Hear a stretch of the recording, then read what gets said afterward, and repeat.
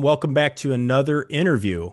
Today I've got Alex Painter with me. Alex is a Notre Dame historian, the host of Onward to Victory, a Notre Dame football podcast.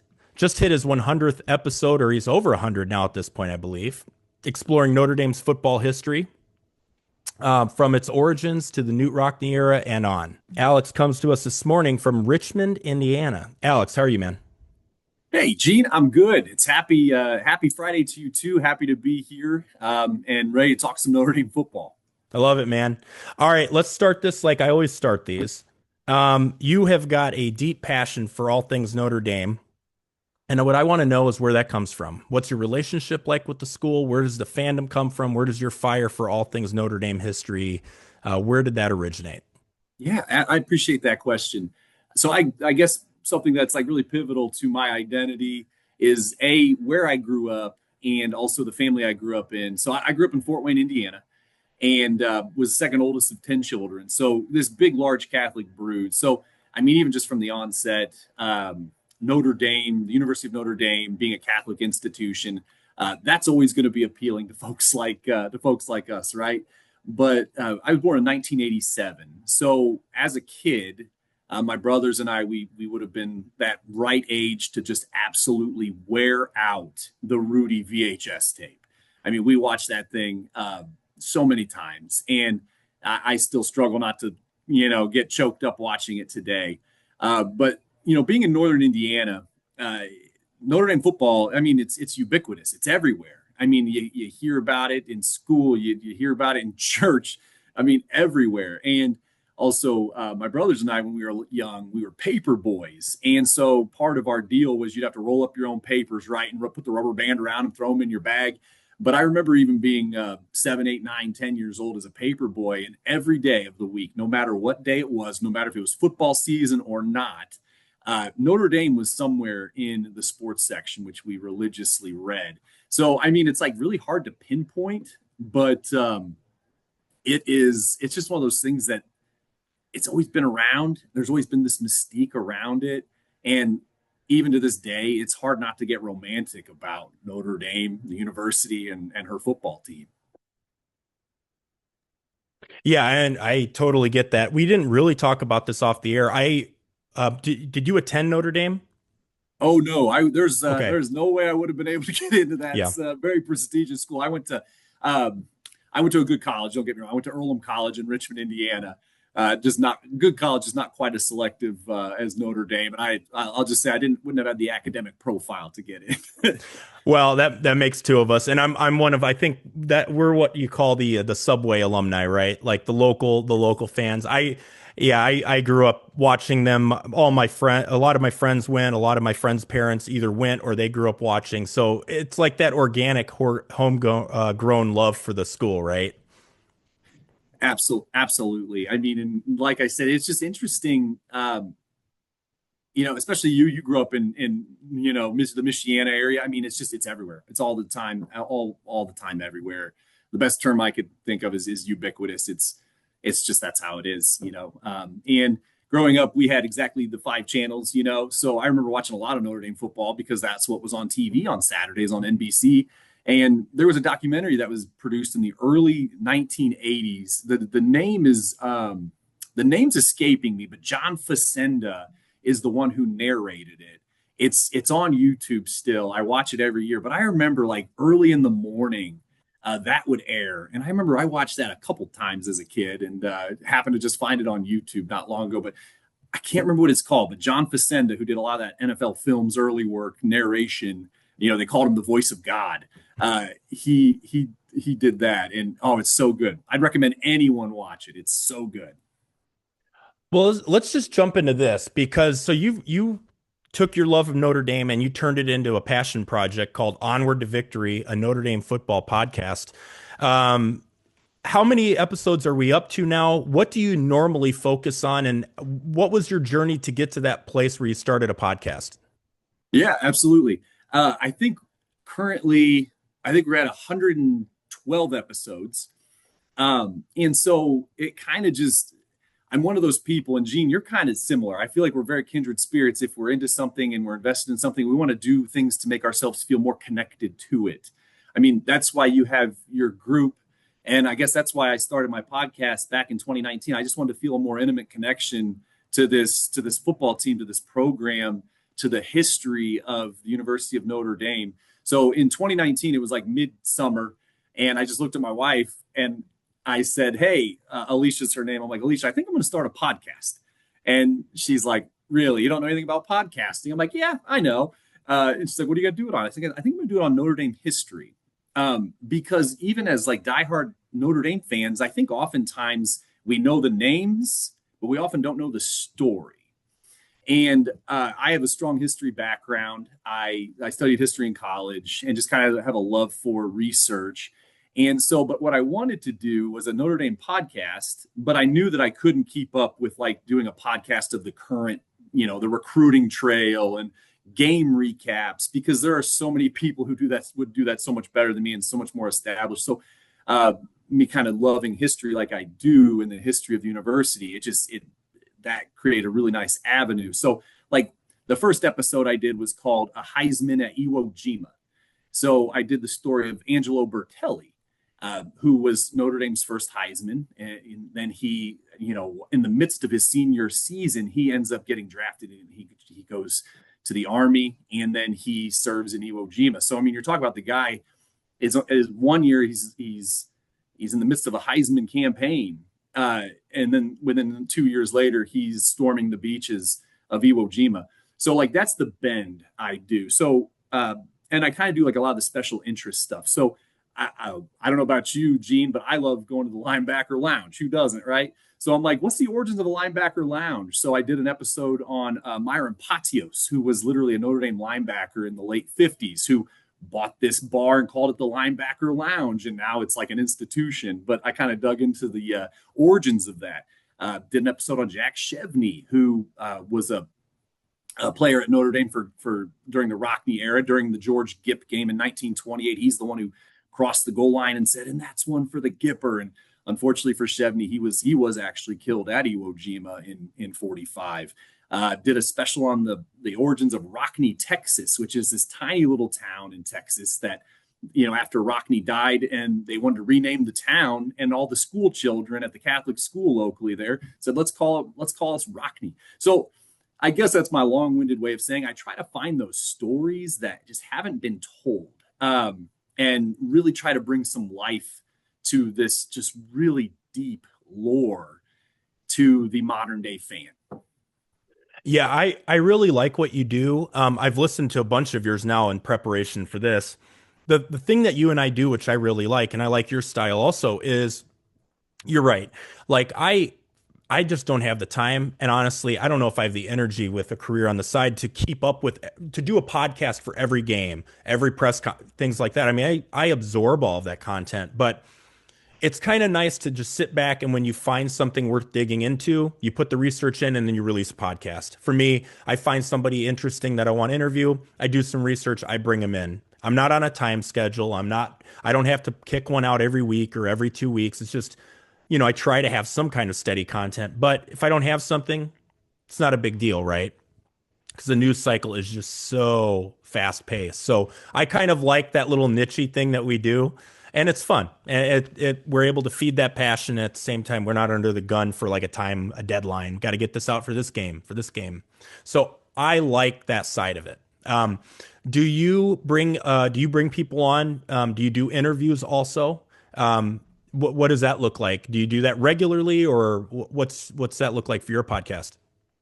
Yeah, I appreciate that. And I think too, like what we're getting at here is like you and I, we like to, I always think of the podcast as like timeless. Like there are some things that like I'll do a season preview. Now, granted, that thing ages normally like milk, right? Because the season never goes quite as you expect it to. But yeah, I like to create things that tend to be a little bit timeless, that someone could just like pick up the catalog and just jump in anywhere. And every once in a while, that's not super frequently, but over the years, I have actually interviewed quite a few folks. One of my early episodes, I interviewed Jim Augustine. If you know Augie's Locker Room, I mean, everybody does, right? And Augie's just such a wealth of information. Like I had to at least sit down and talk with him. He was super gracious with his time. Artist Kathleen Kiefer, author Jim LaFay, who wrote the Coach for Nation and the Loyal Sons about Rockne, and then the other one about the Four Horsemen. I interviewed a gentleman named Will Fuller, and not that Will Fuller, not the football playing Will Fuller, but it was a different Will Fuller who's an author, and he used to write for the Newhart Show and Night Court, if you're up on your 80s television. But he was a Notre Dame alum who wrote actually a romance novel about George Gipp and Iris Trappier, which was this story that is still shrouded in a lot of mystery. And he wrote, I mean, it's a romance novel. It's probably more historical fiction, to be fair, but just awesome stuff. So like you, Gene, I try to find folks that I think have like a really interesting take on things, and kind of bring a different perspective to Notre Dame, and invite them on. But I not too terribly often. Vegas Ferguson, actually I did. He's actually from Richmond. Every once in a while, imagine this one. I have the privilege of bumping into Vegas Ferguson at the grocery store on a fairly regular basis. And Vegas is one of the most prolific rushers in Notre Dame history, if you were otherwise unaware, anyone in the audience.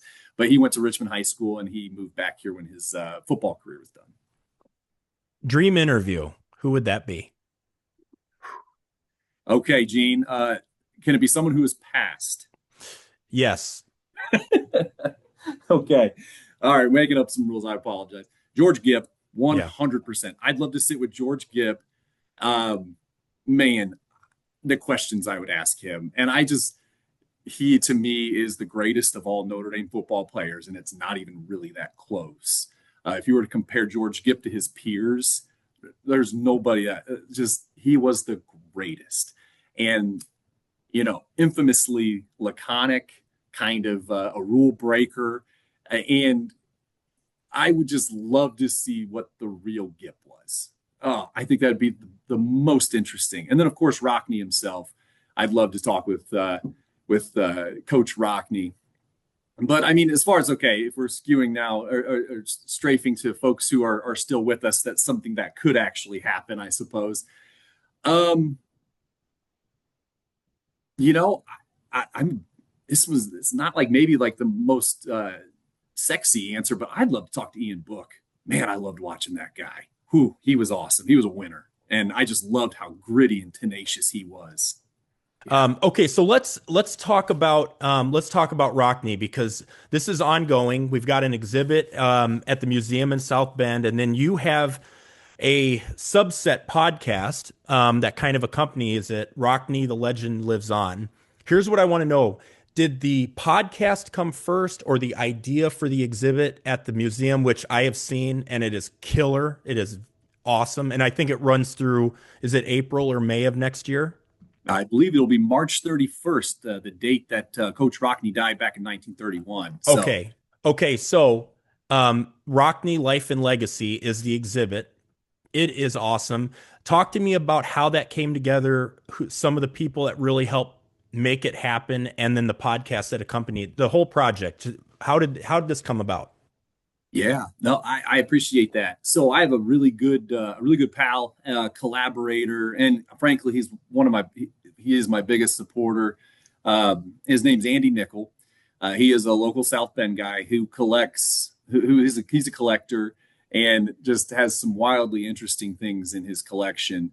And he's also, he's a Notre Dame fan who has a really keen interest in the history of Notre Dame. And so he was kind of roped into and brought in to kind of advise on the exhibit. And he was nice enough to say something along the lines of like, hey, I have a friend who does this podcast work, and I think what would really help this exhibit is if you have something that folks can listen to either before or after, to just really, again, help bring Rockne's life and legacy and legend to life, to the modern day fan in a different kind of way. And so he was nice enough to kind of bring me into the project. So the exhibit certainly came first, and then the idea to do this podcast kind of came alongside in step. And that is Andy Nickel, again, just an awesome guy, and just a good friend and a brilliant collaborator. And so it was about last December, which is crazy when I think it was almost a year ago that we kind of etched out plans to do this and spent then basically the next 7 months reading. I read about everything I get my hands on, reading, writing, editing and editing and editing, and then ultimately recording and promoting the Rockney podcast. So, but boy, I'd like to think it's a very cool complementary piece to what is a really, really great exhibit. So I encourage folks to go, if feasible, to go to the exhibit, but certainly, if possible, pick up the podcast. And the challenge was, even though we're 9 hours or 9 episodes, pardon me, in 7-ish hours, it was like hard to figure out sometimes like what to include in this story. It was such a big apple to take bites out of. You ended up on 9 episodes. Did you, I mean, this thing could have probably been expanded well beyond that.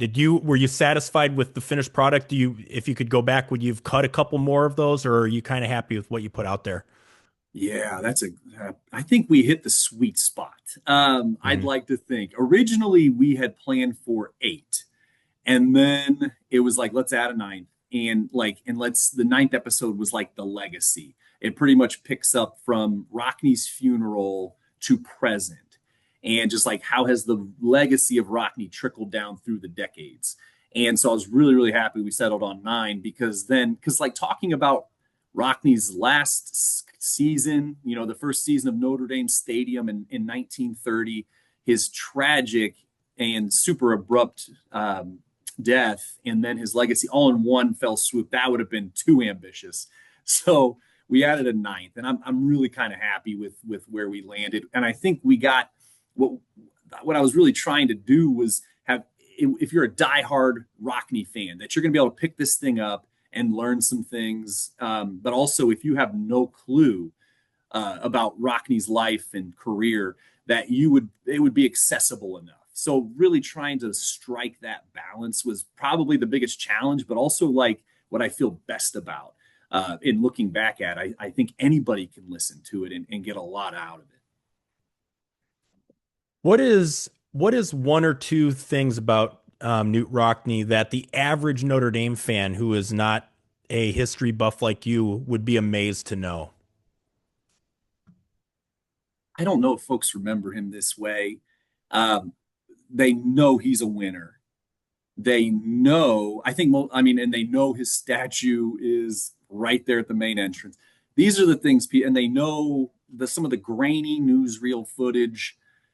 But what folks don't know is, at least I shouldn't say it's so absolute, but what most folks don't know is that he was the blueprint of a modern head coach, like the modern head coaches that we see today.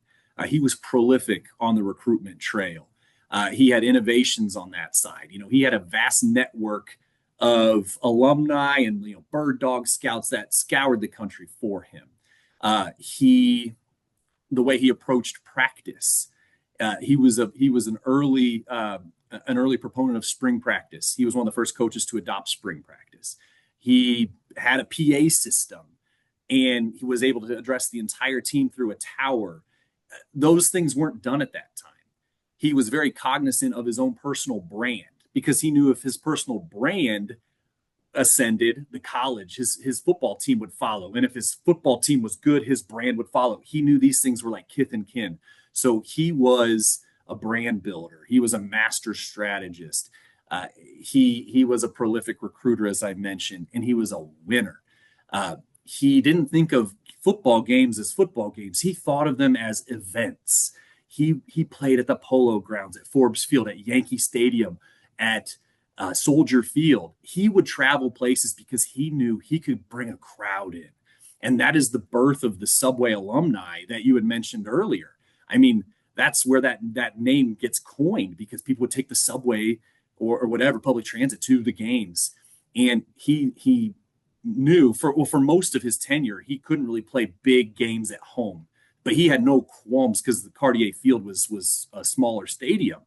And he had no qualms about going on the road and, again, putting on what yes, football games, but events. And, he knew he could draw 6 figures of people. So thinking about it, like, just and four-dimensionally, that was Coach Rockne. And that is how the modern day big time head coach has to think. And so he really laid the groundwork to that. Yeah, and just the way he went about his business. So like Harry Stolzer, who was one of the four horsemen, he said something that I will remember. It's going to stick with me. He said Rockne had us as we were apostles of overemphasis. So like when they would practice and rep after rep after rep after rep. And that wasn't how people went about their business at that time. Like, Rockne's innovations on the football field, including like the Notre Dame box, the formation, and then the Notre Dame shift right as the snap is snapped, right when the ball is snapped, these guys shift into various formations. That took an incredible amount of time and patience to implement, but also practice to perfect. And that is how he stayed ahead of the curve. People tried to imitate the Notre Dame box and the Notre Dame shift, but nobody could do it like Rockne and his guys. So that's the other thing I would say. So aside from just like, and it's kind of a piece of what I said. So Rockne being the first modern day head coach is important. And also just how he stayed ahead of the curve. I think one tactic that a lot of people are familiar with was the shock troops. So he would routinely start his second stringers, who oftentimes were just as good as the first stringers, but they were to bludgeon the other team. And right when Rockne thought like, okay, now they're vulnerable, he would send in his first teamers and then they would run roughshod over the opposition. I mean, and his second teamers were so good if someone tried to get cute and the other team tried to start their second stringers, his second stringers would just roll over their like he could beat you so many different ways. What did you learn doing the research for Rockne, the Legend Lives On, that you didn't know? What was the coolest thing that you learned in your research? Oh gosh, that is a great question. I feel for you, somebody like so well versed in the history of Notre Dame football, a lot of it, probably the bigger part of the project, and correct me if I'm wrong, is how am I piecing this together, right? I mean, it's like, how am I, okay, I've got all this information, but how do I put it into something that is consumable and enjoyable, right? Like, but was there something you came across that was like, oh, shoot, I didn't know that? Yeah. Okay. So this was a 1 in a million story, and I mean it. Rockne comes over to America because his father, Lars, is a very gifted carriage maker. So his father, Lars Rockne, gets invited to go to basically the World's Fair in 1895. And that is how the Rocknes came to America. So he immigrates to America as a poor Norwegian boy whose father has got a little bit of ingenuity, a little bit of, and how he ends up at Notre Dame. I mean, he wanted to go, his preference was to go to the University of Illinois. But Notre Dame was a school for poor kids, essentially. Like at that time, like he went to Notre Dame because he knew he could get a job and work his way through college. And he plays for 3 different head coaches during his 4 years on the football team. The middle one was named John Marks, who was there for 2 years. And what I found really interesting is I have a lot of siblings. So we would play basketball in the driveway. And, and you're playing your younger sibling, you just beat them time after time after time after time to the point where you get a little bit disinterested in the game. Or you'd be like, okay, we're going to play to 10. You get to start with 8. And but during Rockne's sophomore and junior years, they outscored their opponents, I believe, 677 to 34. Absolutely. That was the 1911 and 12 seasons. They bludgeoned their opponents to the point where I'm like, the fact that Rockne remained interested in the game after that, I find really, really interesting. So he plays, he goes through his career. He's hired as an assistant under Jess Harper after he finishes his playing career at Notre Dame. And multiple times, Jess Harper is shopping his assistant coach around because he knows he's gifted enough to be a head coach. So, I mean, just think about if one of those schools would have taken to Wabash, to Kansas, Harper had connections everywhere. If one of those schools would have plucked Knute Rockne as an assistant, like think about how the history of college football would be different. I mean, I think that's what I really learned about Rockney is like all of this had to happen so perfectly.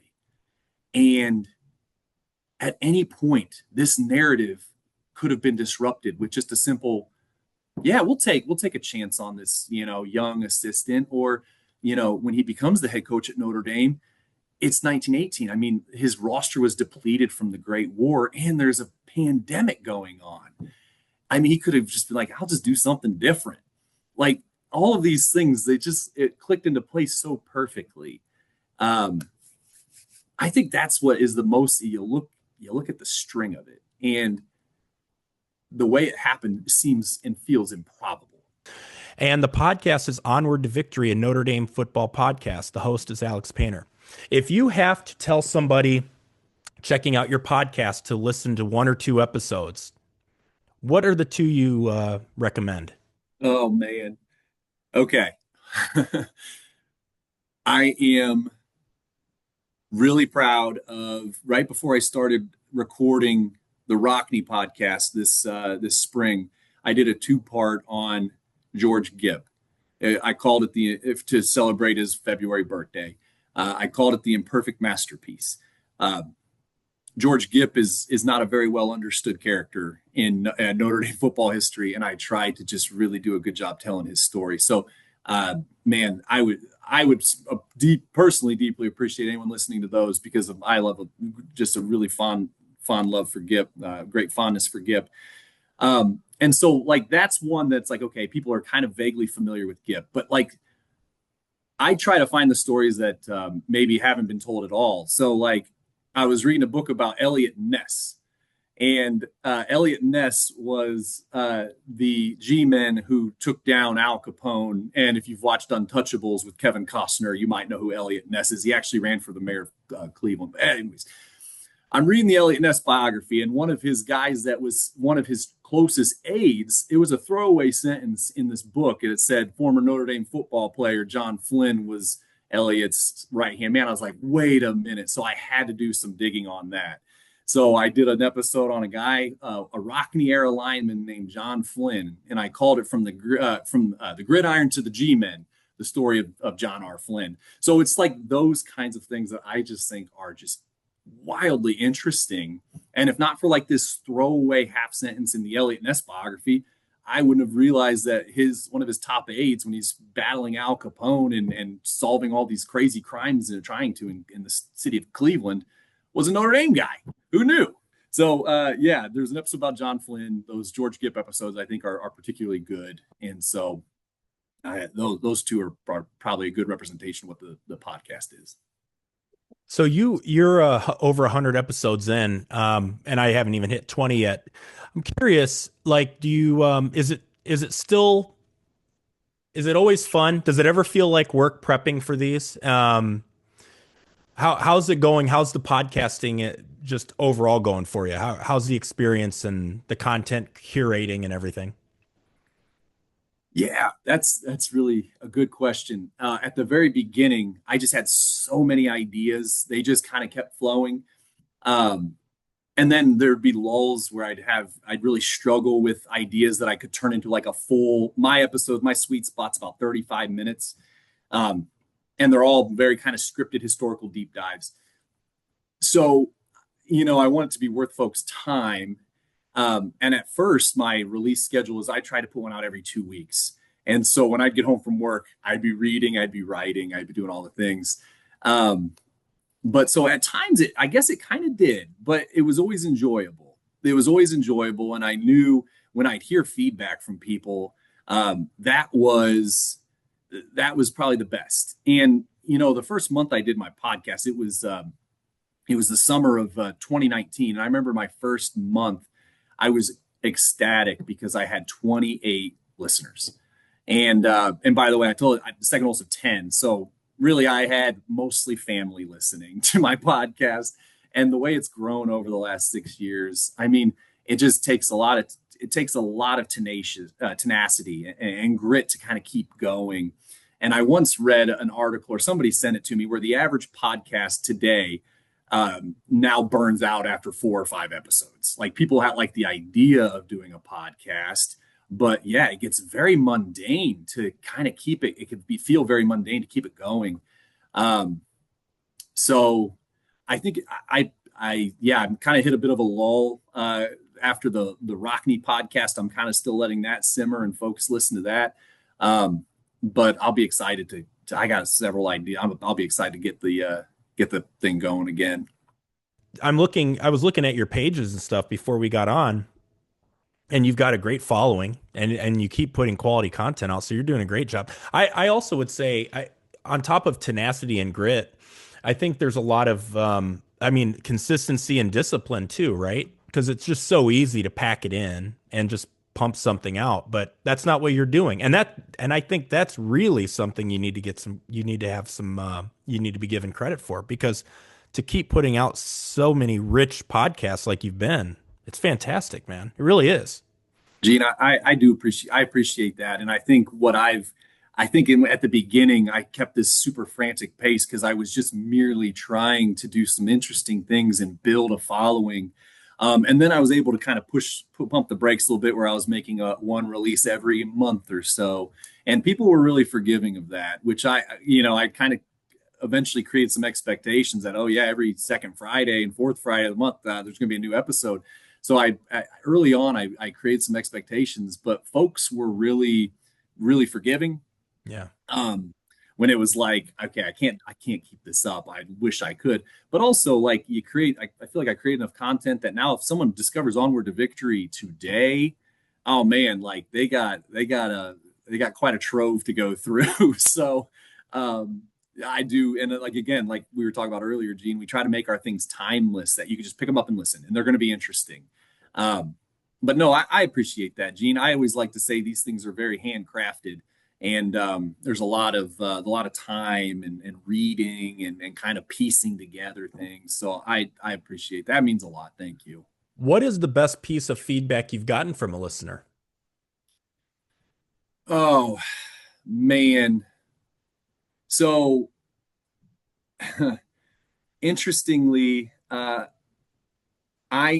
mom is first cousins with a gentleman named Jim Lynch, who was the captain of the 1966 national championship team. So I never knew Jim, and never knew his family, but he ended up playing for the Kansas City Chiefs. Uh, but he passed away in, I believe, 2021.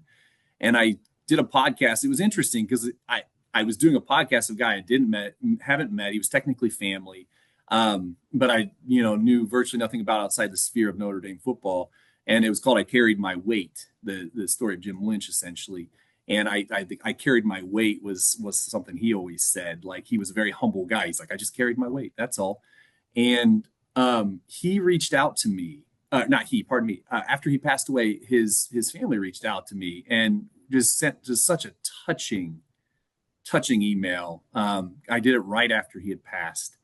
And I was so appreciative of that. They're like, this is actually kind of helping us heal. And like, it's so great to know that people still remember Dad as this great football player, but yet even more like this good Catholic guy, this humble man. And I was like, that was amazing. I did another one about a guy named Ralph Dimmick, and he was a football player back in the first decade of the 19th century, or excuse me, the 1900s.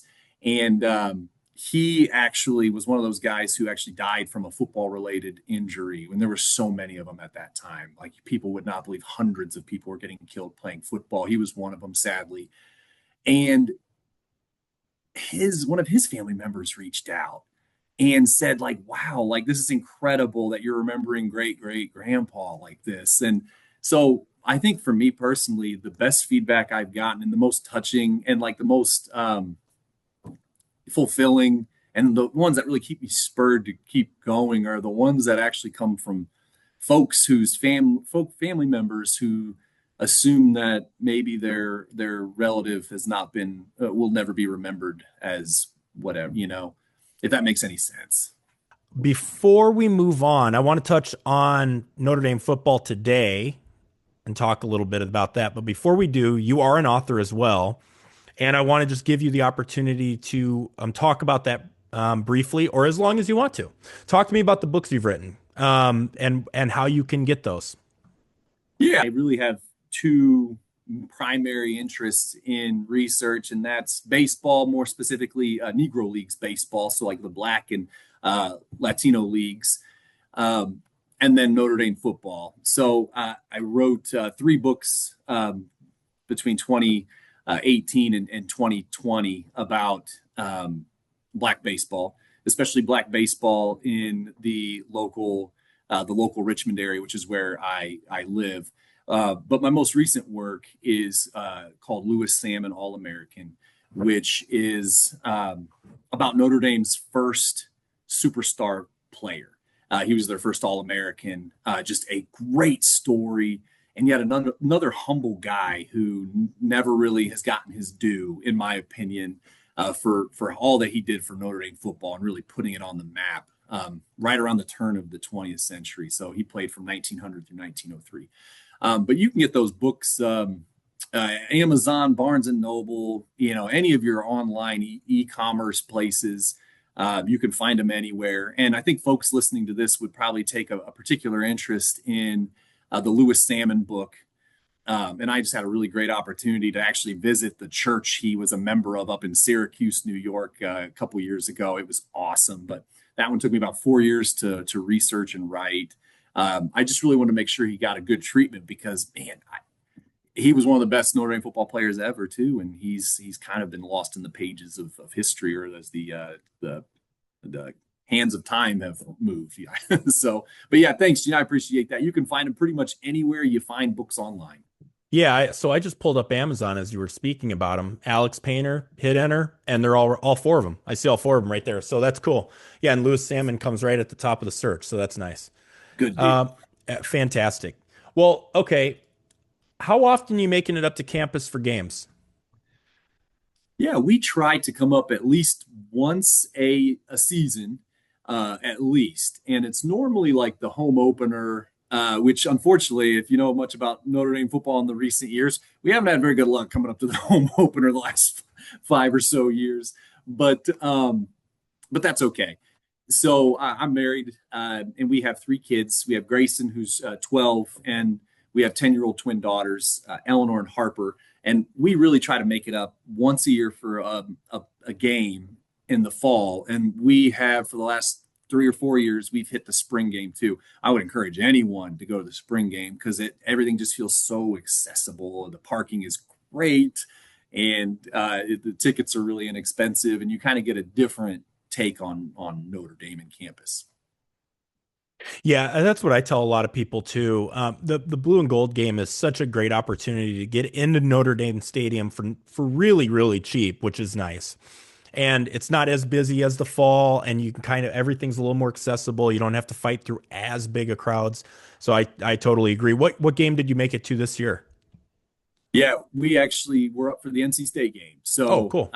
yeah, we were just up not too terribly long ago. It was just my wife, my son, and I, because I did a talk at the museum on Sunday about Rockne and some of his greatest games, which was just super fun. But yeah, so we watched a good one this year, which was good because we were at we were at Northern Illinois, we were at Marshall, and we were at Toledo when we thought we were going to lose, but fortunately didn't.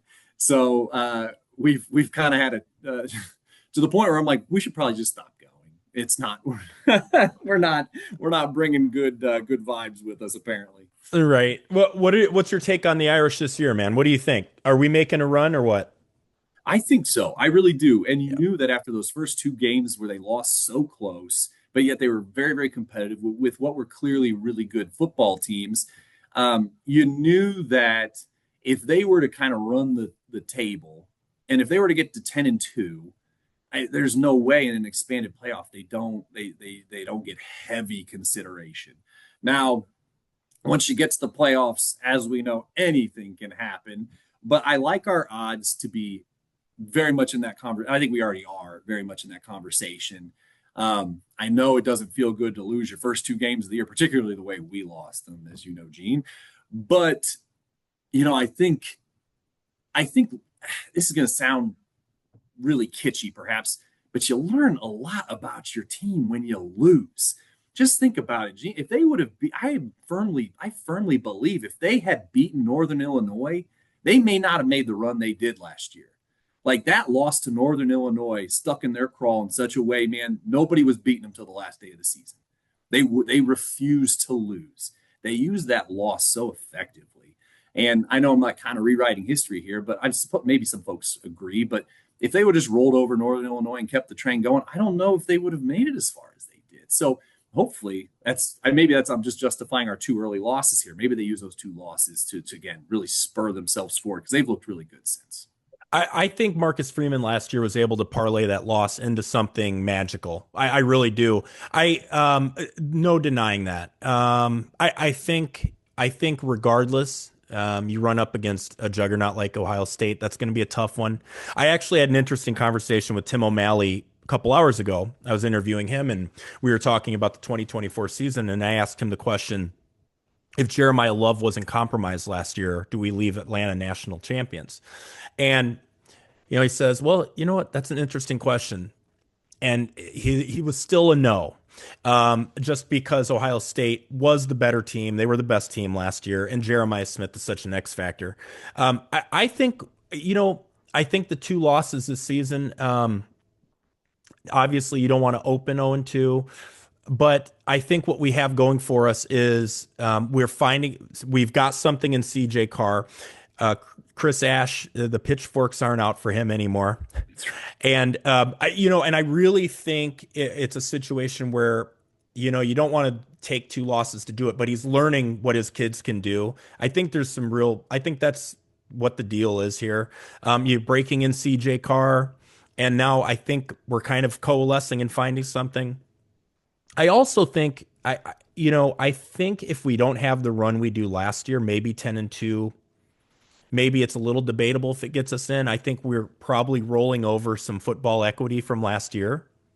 But I think the one thing I noticed was when we made that big jump from, what was it, like 20-16 or 20-15, after I think it was the North Carolina State game or whatever it was, I was like, okay, if you win 8 in a row, how are you not top 12? Like, how does the CFP keep you out? So I know the non-Notre Dame fans out there think that that's hogwash, but I do think if your only two losses are to A&M and Miami, who we have to root for, unfortunately, as Notre Dame fans, it's really hard to keep us out. And I think even if one of those teams collapse, it's hard to keep us out because you're not going to knock us out of the top 12 at this point. So I think we're definitely in.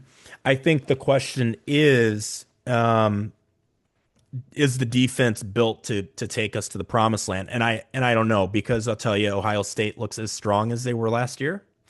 And now, let's say we live in a world where we meet up again, although some brackets have us playing them in the second round.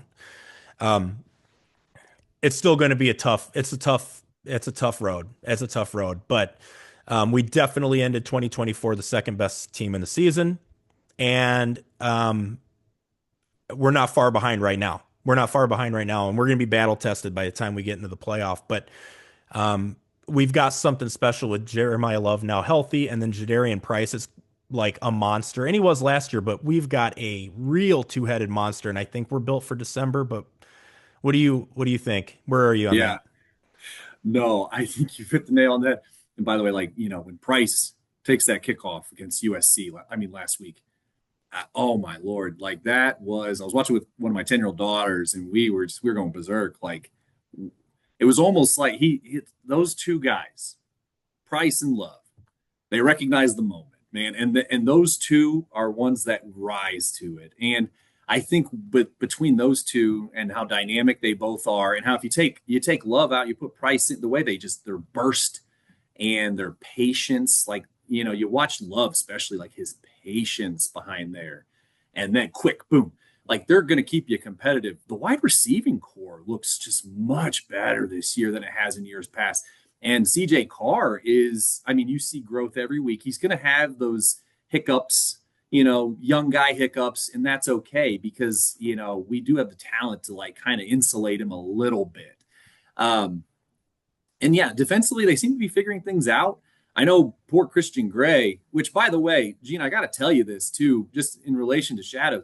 I appreciate the ethos behind like we are not going to totally trash and pile on these guys, like because like at the end of the day, that doesn't do us a lick of good. So I've always, but I just had to make sure you knew that. I appreciate how the supportive nature and like more constructive nature of the group as opposed to maybe some others I'm in.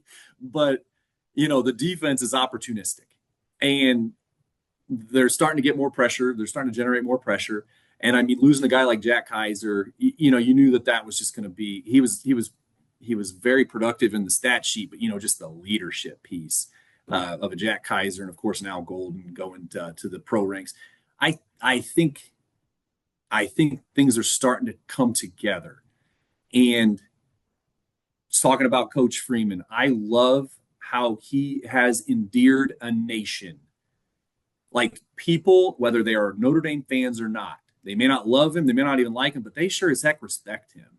And that's not throwing shade at our previous head coach, but as you know, like he was universally loathed outside of our fan base, and really, he really wasn't universally loved within ours either. So to have a coach who really has endeared himself to a nation has been so awesome. Yeah, so I got a few things in response. I'll say this about Marcus Freeman. I think the fact that Marcus Freeman is able to keep a Jeremiah Love and a Jadarian Price on the roster in this day and age of NIL and transfer portal is, and I don't think he gets the credit for this, is nothing short of amazing. Jadarian Price could go to any school and probably start. Mm-hmm. I mean, you'd be hard pressed to find maybe more than five teams where he'd compete for the number one spot. And then, I mean, obviously Jeremiah Love's the number one back in football. I won't hear anything else. Mm-hmm. But Jadarian Price isn't far behind. So for Marcus Freeman to keep both those kids on the roster, is it could be one of his greatest feats to date as the Notre Dame coach and his young tenure. Now, as far as the wide receivers, we've here, I will say this. I was talking to a friend about this the other night. Even with two losses, I feel Gene McDonald feels like this team could, if the defense holds, that we could almost have a better shot to win the national championship this year. And here's why. It's twofold. Jadarian Price has come into his own as long as those two stay healthy.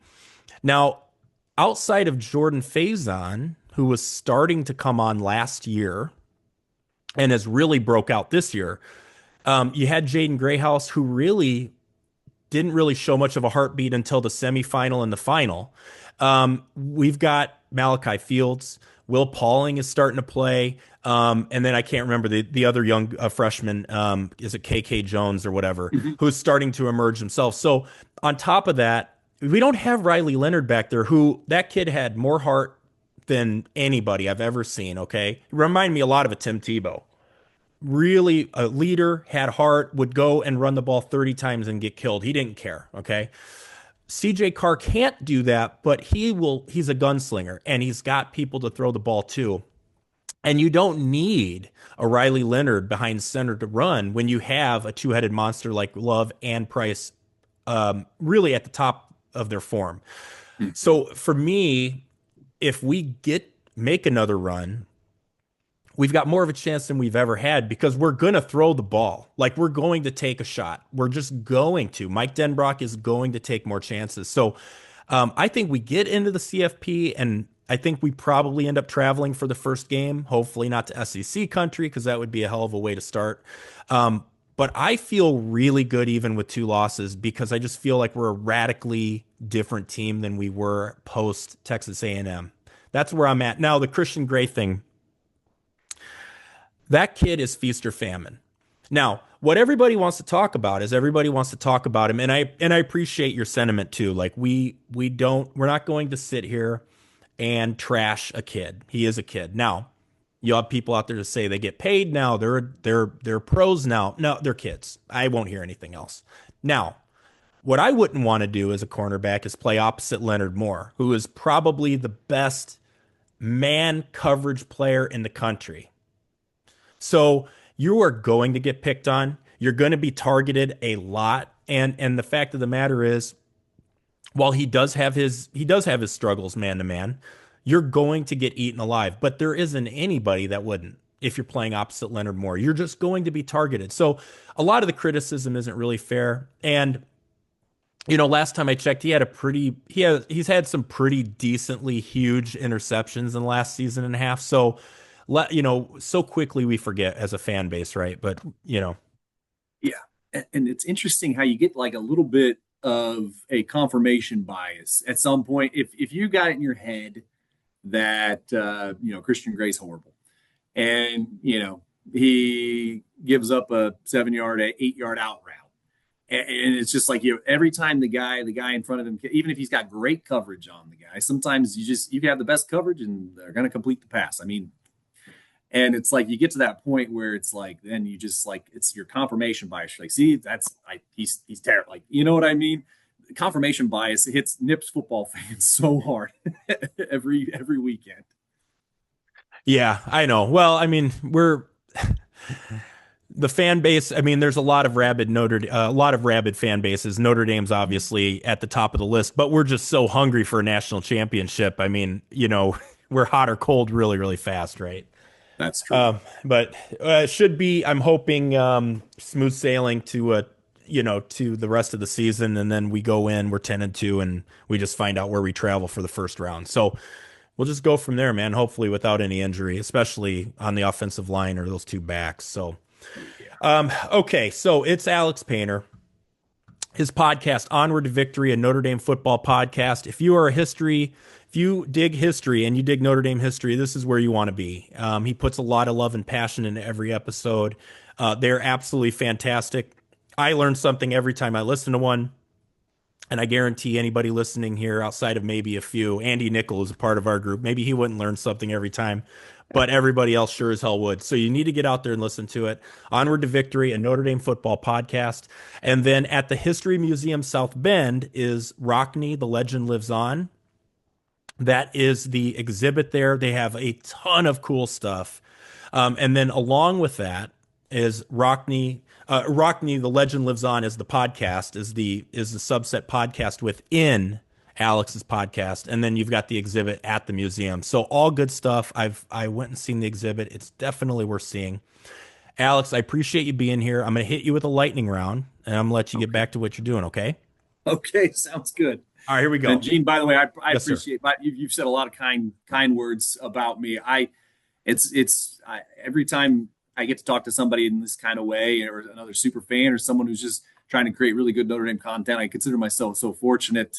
Sometimes it's you still kind of think of yourself as an outsider sometimes, and then, but boy, it's been a treat. So thank you. Oh man, I really appreciate that, and thank you for taking the time. It really meant a lot for me to get you on here because I really like what you're doing, and you kind of embody kind of what our group is all about too, and it's just the love of Notre Dame, and you put something out there that a lot of people would enjoy, as there's nobody hammering the history of Notre Dame football like you. So I appreciate you, and thank you for the kind words, man. I really appreciate that. What is your favorite spot on campus? Hmm. Favorite spot on campus? Oh, it's got to be the Basilica. I absolutely that whole. I mean, it's hard to say. Yeah, the whole God Quad, but that's a cop out. More specifically, the Basilica. The real treat is being able to go to mass before or after or whatever. Whenever you're able to go to mass, whenever you're in South Bend, man, the Basilica is just beautiful. It's breathtaking, and it's emotional every time you walk in. It's easily the Basilica. When you come into South Bend for a game, do you and the family have a must go lunch spot or dinner spot, and what is it?